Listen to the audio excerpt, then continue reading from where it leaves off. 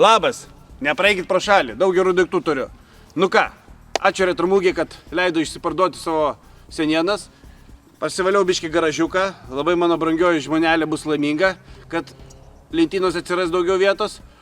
Tikiuosi jūs dirbs kelius euriukus ir labai gerai praleis laiką. Sveiki. Kadangi sužinojau, kad šį kartą galima bus prekiauti iš automobilio bagažinės, tai radau keletą daiktų, susikroviau ir bandysiu parduoti. Sveiki visi. Šį kartą teisingai išgirdote, bus naujovė Retromūgėje. Visiems leisime įsiparduoti savo nereikalingus daiktus, gal kitiem reikalingus, iš bagažinės.